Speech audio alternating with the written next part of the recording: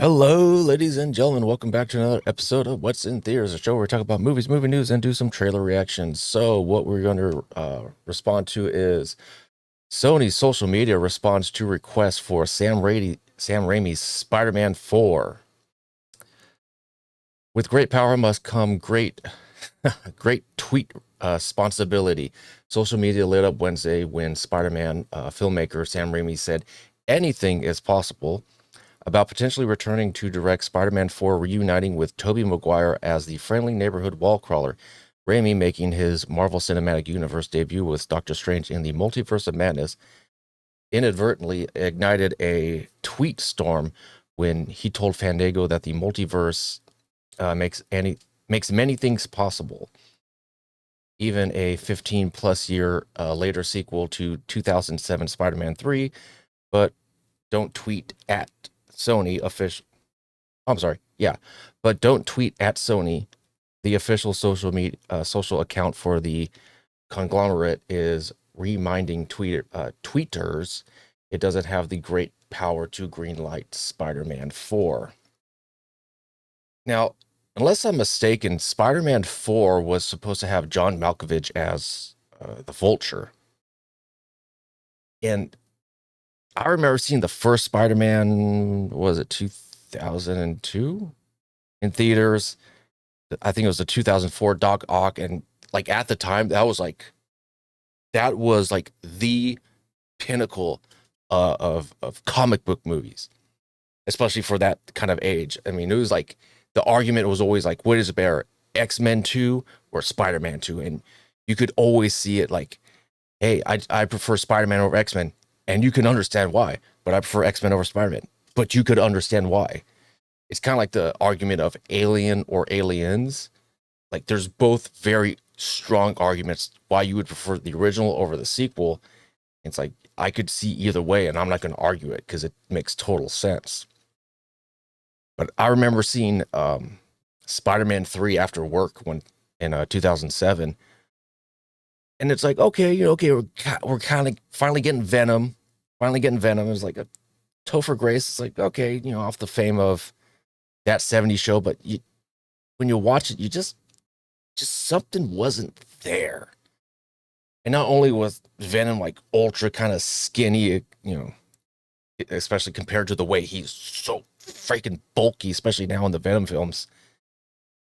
And then you had the Tobey Maguire strut dance and the dance in the jazz bar. Just it's like, what the fuck? This is horrible. Like you just felt the energy was off. Sorry about that. I had to take a text message. Anyways, well, this has been fun for our mentions today at Sony tweeted Wednesday in response to Raimi's reveal reaction to a hypothetical Spider-Man 4. Friendly reminder, we're just the social media team. Asked about returning to the Spider-Verse after Maguire came out of Spidey retirement in Marvel Studios and so Sony Spider-Man No Way Home, Raimi told Fandango, I've come to realize after making Doctor Strange that anything is possible, really anything in the Marvel universe, any team ups. Any team ups.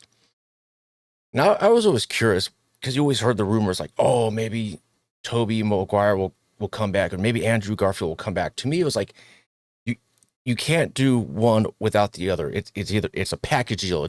It's both and. And when you heard about Alfred Molina coming back as Doc Ock, it's like I always thought you can't do the villains without the Spider-Man directly associated to them because that would just feel off balance. But man, I was so happy to see Tobey Maguire back, especially when they had the little scene about his organic webbing, how it comes out of his wrist, and everyone's like, "What? We can't do that." And I love his explanations. Like, I don't do it. Like, I don't do breathing. It just happens. Okay, perfect. It was perfect. That's all I needed. Anyways, back to the article. I love Toby. I love Kristen Dunst. Raimi said in his Spider-Man stars who played Peter Parker and Mary Jane across 3 films between 2002 and 2007. I think all things are possible. I really don't have a story or a plan.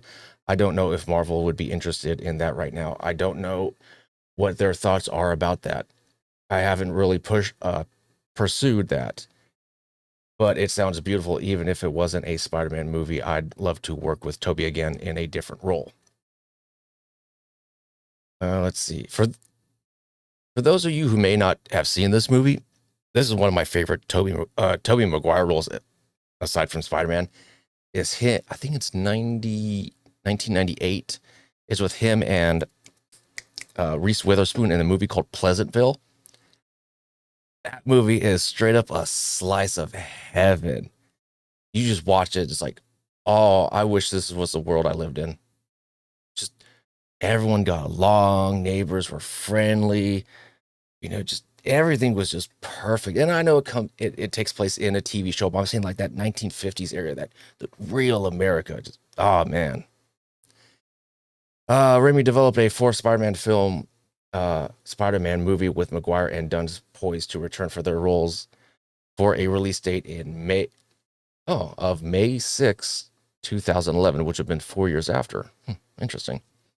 So Sony ultimately pulled the plug and rebooted it from scratch with Andrew Garfield replacing Maguire as a younger Peter Parker in the 2012's The Amazing Spider-Man. It was really the most amicable and undramatic of breakups. It was simply that we had a deadline and I couldn't get the story to work on a level that I wanted it to work. I was very happy with Spider-Man. Well, that makes only you. Oh, I'm sorry. I was very unhappy with Spider-Man 3 and wanted to make Spider-Man 4 to the end on a very high note, the best Spider-Man of them all. There's a lot of people unhappy with Spider-Man 3, and that's because I've heard that the studio, Sony, they kind of forced Venom on him. He wanted to do the Sandman, but he did not want to do Venom. But they're like, nope, Venom's popular, do it. And then we got what we got. I want to make Spider-Man 4, blah, blah, blah, blah. Of them all, told you want to make the Spider-Man the best of them all. Raimi told Vulture in 2013, but I couldn't get the script together in time due to my own failings. And I said to Sony, I don't want to make a movie that is less than great. So I think we shouldn't make this picture. Go ahead with your reboot, which you've been planning anyways. And the Sony chairman, and then the Sony co-chairman, Amy Pascal, said, thank you for not wasting the studio's money. I appreciate your candor. We left in best terms, blah, blah, blah, blah, blah, blah, blah. So I know a lot of people, I actually wouldn't mind, because at the time, I really didn't appreciate Andrew Garfield's Spider-Man. I thought the first one was good, but he was just like for me, he was like too hip with his big poofy hair. And I don't know, I didn't really get the whole, I thought he was too cool to be that nerd Peter Parker. I never got the full sense of true Peter Parker. But then you kind of see the way he looks at Tom Holland and MJ when they're both in the lab making their web fluids, and then the camera cuts to Tobey Maguire.